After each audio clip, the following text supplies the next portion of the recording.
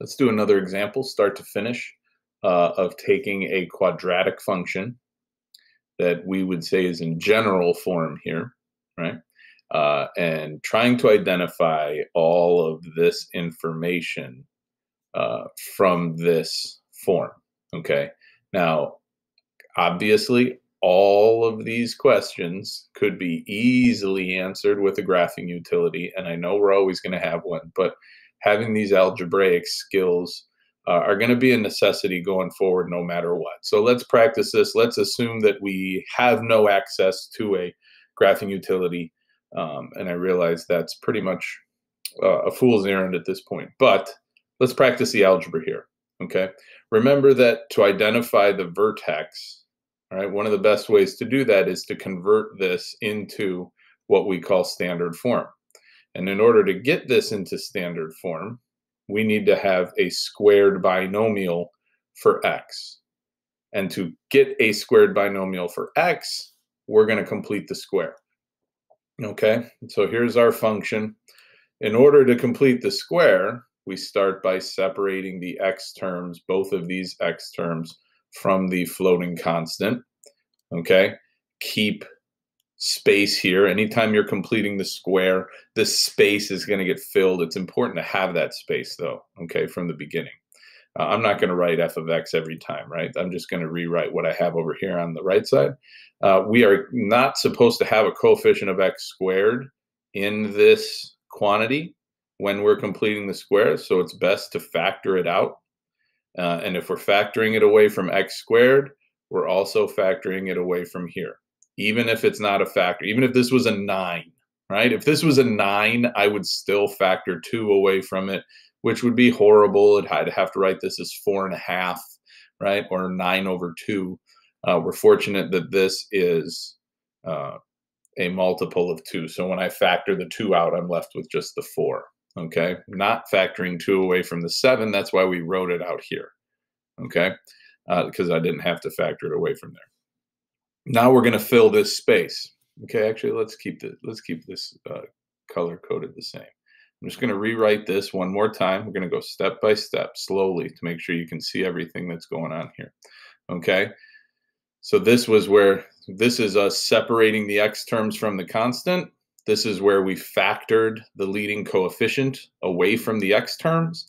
Now we're going to take this term that's in the middle. Some people refer to this as splitting the middle. We're going to take this number, okay? We're going to take half of it, and you can go off to the side and do this if you want, or up here, okay? We're taking 4, we're dividing it by 2, okay? And then we're taking that result and we're squaring it. 4 divided by 2 is 2, right? And 2 squared is 4. So that 4 is what I write inside these parentheses. Okay, that's the actual completing of the square. And we'll see that come to fruition here in a little bit. Now, we add this 4 inside these parentheses. So the green stuff, right, the green ink that you're seeing here, the green marker, that wasn't in the original problem. Everything that was in red, right, that was in the original. That was somewhere up here, right? The 2 and the 8 and the 7, those are all here. The 4, show me where the 4 is, right? It wasn't here. I added this.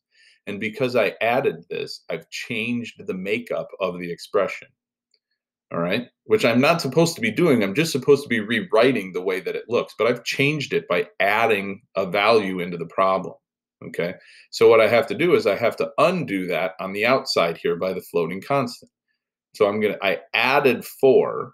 I need to undo that out here, right? The one thing you need to be careful of is I wrote a +4 in these parentheses, but that +4 is subject to this 2 that's out here, right? Because the 2's touching these parentheses.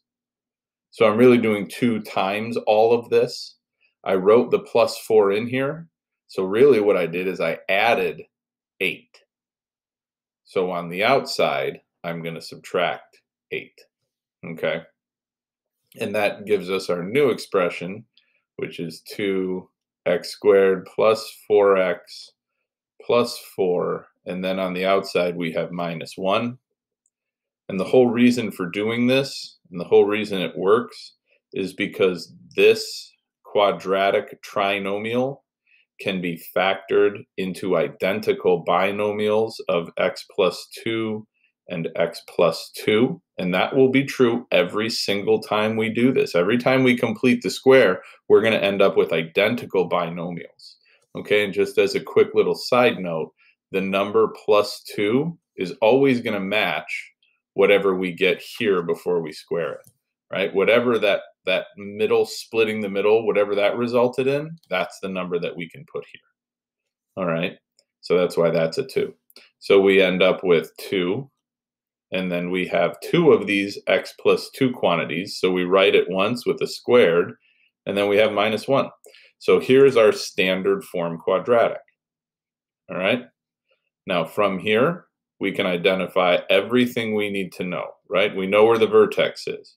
It is the opposite of this number, and it is the exact number that's hanging around on the outside, okay? Now, how do we know how this parabola opens? We look at the leading coefficient. It is positive. So this parabola opens up, all right? Now, at this point, draw yourself a little sketch over here, and I'm going to draw this very quickly freehand. -2, -1, I'm going to put it here. I know this parabola opens up, okay? So that means I know where the range and the domain are located, and I know where the axis is located, all based off of this quick little sketch, okay? Let's do the domain first because it was asked for. The domain is always going to be from -infinity to positive, sorry, didn't quite miss the mark there, -infinity to positive infinity, because there are no fractions or radicals in this. The range, what's the lowest point? Right? It's the y coordinate of this vertex. So the lowest point is -1, and the highest point is infinity. This graph starts here, and if we trace, it's going to go up and up and up forever and ever and ever. Okay? The axis of symmetry also can be identified from the vertex, right? The axis of symmetry, oh, let's try this one. The axis of symmetry is the line that passes through the vertex.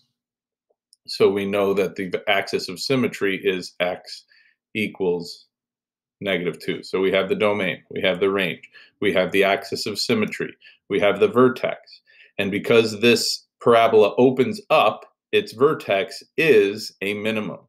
So it was asked from the beginning, what's the min? The min is -1, and it occurs at x equals -2, right? We're using this y coordinate as our minimum.